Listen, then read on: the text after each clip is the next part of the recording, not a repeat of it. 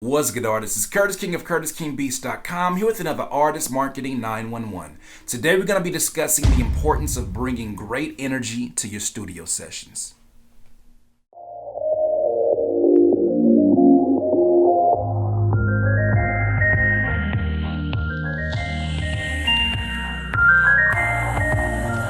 Artists, I'm not trying to get philosophical on you today. I'm not trying to push upon you a brand of hippie lifestyle, but I do think that it's important that you check the energies that are in your studio sessions. It's important that you check your own energy when you're going into other people's studio sessions. Now, to further explain this, let me give you an example. When I first started making music, I had no idea where things would go. I was like a lot of you where it was just kind of a trial and error process. When I first started, I spent a lot of time with just me and my boy John or me and my boy Keaton. It was just really just me and a very select few of friends, and I wasn't really jumping in a lot of studio sessions. If I have any regrets, there's probably one where I wish I would have jumped in more studio sessions, and I think it would have improved my learning curve just that much more.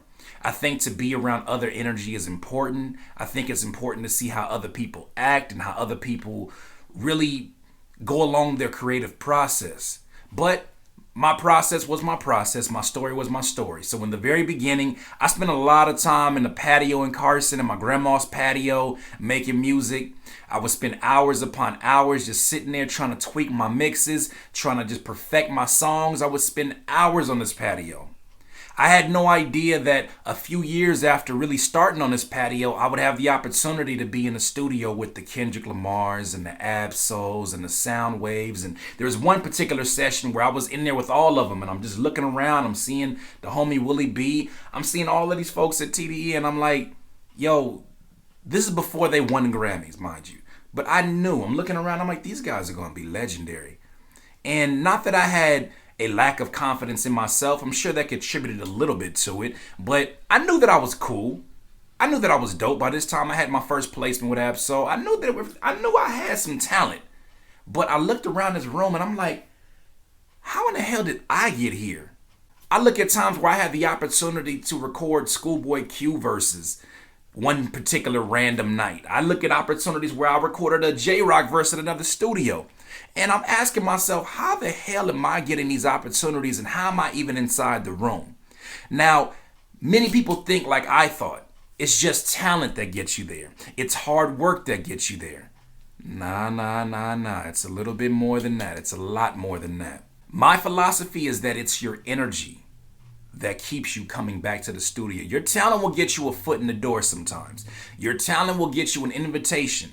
But if your energy is off, if you're overbearing, if you're trying to take selfies with these rappers, if you're in there trying to be photographer slash rapper slash Snapchatter, if you're in there being Roscoe the Taco, you will not get invited back to these studio sessions. That's partly the reason why I do the Roscoe the Taco videos. I'll play the fool so that you never have to experience that. As you see other people laughing at these examples, understand it's not just because Roscoe the Taco is a fool. He is a fool, but it's more so because these things actually happen in studio sessions. You don't want to be that person. So check your energy.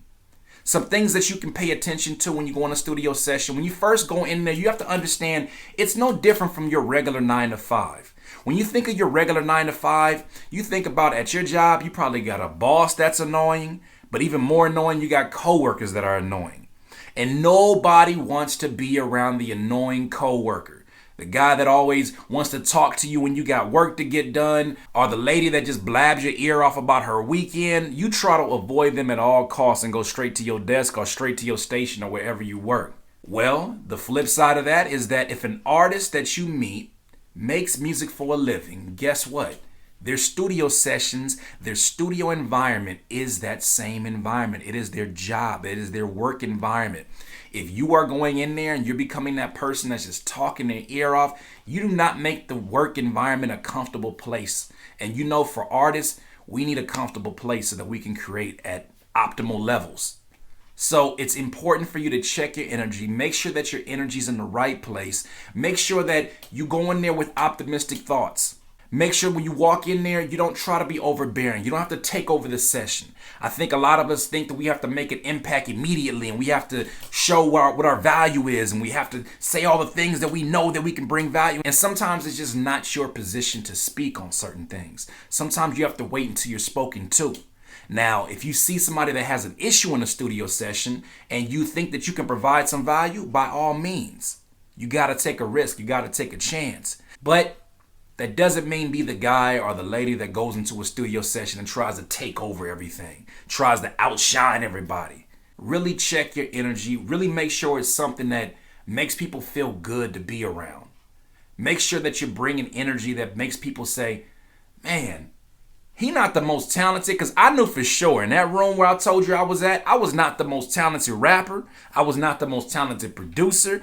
I wasn't the most talented anything in there. Only thing that I kept people doing, I used my sense of humor. I kept them laughing. I used my great energy, my optimism to encourage the songs that they were working on. Yo, that's dope. I wasn't over the top. I just said, yo, that's dope. I like what you do with your inflections and the way that you go in and out. I think that's dope. And guess what? When you offer some information or you offer some value that's of value to them, they're going to ask you questions. So what do you think I can do to improve this? Well, if anything, maybe try going down on that last bar instead of going up. That all comes from good energy. You will be invited to rooms where you may be the least talented person in the room. And there's people out there who are 10 times more talented than you that will not get the invitation. Why? Simply because you keep good energy. So these are my thoughts. I would love to hear your thoughts in the comment below. That was for Cryo Raps, who said I wouldn't dab at the end of this. Please like, share, comment, subscribe. Once again, this has been another Artist Marketing 911. Curtis King of CurtisKingBeats.com.